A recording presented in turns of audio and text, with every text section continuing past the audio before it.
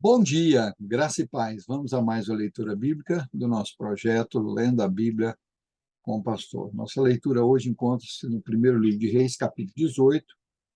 Lembrando que estamos fazendo essa leitura na nova versão transformadora que diz assim: Algum tempo depois, no terceiro ano da seca, o Senhor disse a Elias: Vá apresentar-se ao rei Acabe. Diga-lhe que enviarei chuva. Elias foi apresentar-se a Acabe. A fome era severa em Samaria.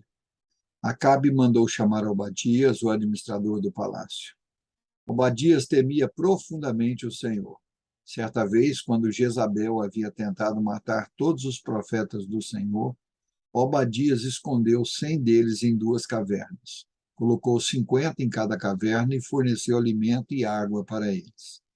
Acabe disse a Obadias: Precisamos ir a todas as fontes e vales na terra.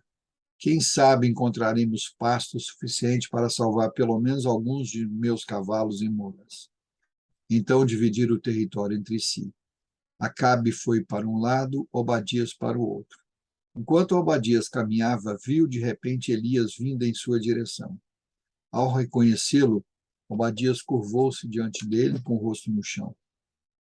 É o senhor mesmo, meu senhor Elias? Perguntou. Sim, sou eu, respondeu Elias. Agora vá e diga ao rei: Elias está aqui. Obadias, porém, protestou: Que mal lhe fiz para que me envie para morrer nas mãos de Acabe?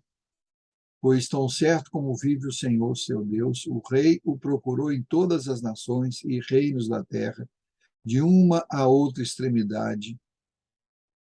E cada vez que lhe diziam: Elias não está aqui, o rei Acabe fazia o rei daquela nação jurar que tinha falado a verdade. E agora o Senhor diz: Vá e diga ao rei: Elias está aqui. Mas assim que eu deixar, o Espírito do Senhor o levará embora, sabe-se lá para onde, e quando Acabe chegar e não o encontrar, ele me matará. E, no entanto, tenho servido fielmente ao Senhor toda a minha vida. Ninguém lhe falou da ocasião em que Jezabel tentou matar os profetas do Senhor? Escondi 100 deles em duas cavernas e lhe forneci alimento e água. E agora o Senhor diz: Vá e diga ao rei: Elias está aqui. Se eu fizer isso, certamente Acabe me matará. Mas Elias disse: Tão certo como vive o Senhor dos Exércitos, em cuja presença estou, hoje mesmo me apresentarei ao rei Acabe. Então Obadias foi dizer a Acabe que Elias tinha vindo e Acabe saiu para encontrar-se com Elias. Quando Acabe o viu, disse: É você mesmo, perturbador de Israel? Não causei problema algum a Israel, respondeu Elias. O Senhor e sua família que são perturbadores, pois se recusaram a obedecer aos mandamentos do Senhor e, em vez disso, adoraram imagens de Baal. Agora, convoque todo Israel para encontrar-se comigo no Monte Carmelo, além dos 450 profetas de Baal e os 400 profetas de Azerá que comem à mesa de Jezabel. Acabe convocou todo o povo de Israel e os profetas para se reunirem no Monte Carmelo. Elias se colocou diante do povo e disse: Até quando ficarão oscilando de um lado para o outro? Se o Senhor é Deus, sigam-no. Mas se Baal é Deus, então sigam Baal. O povo, contudo, ficou em silêncio. Então Elias lhe disse: Sou o único que resta dos profetas do Senhor, mas Baal tem 450 profetas. Agora, tragam para cá 2 novilhos, que os profetas de Baal escolham um deles, cortem o animal em pedaços e o coloquem sobre a lenha do altar, mas não ponham fogo na lenha. Eu prepararei o outro novilho e colocarei sobre a lenha do altar, mas não porei fogo na lenha. Então invoque o nome do seu Deus, e eu invocarei o nome do Senhor. O Deus que responder com fogo, esse é o Deus verdadeiro. E todo o povo concordou. Então Elias disse aos profetas de Baal: Comecem vocês, pois são muitos. Escolham um dos novilhos, prepare-no e invoque o nome de seu Deus, mas não ponham fogo na lenha. Eles prepararam os novilhos e colocaram sobre o altar, invocaram o nome de Baal desde a manhã até o meio-dia e gritavam: Ó Baal, responde-nos! Mas não houve resposta alguma. E dançavam em volta do altar que haviam feito. Por volta do meio-dia, Elias começou a zombar deles. Vocês precisam gritar mais alto, dizia ele. Sem dúvida, ele é um Deus. Talvez esteja meditando ou ocupado em outro lugar, ou talvez esteja viajando ou dormindo e precise ser acordado. Então gritaram mais alto, como era seu costume, cortaram-se com facas, espadas, até sangrar.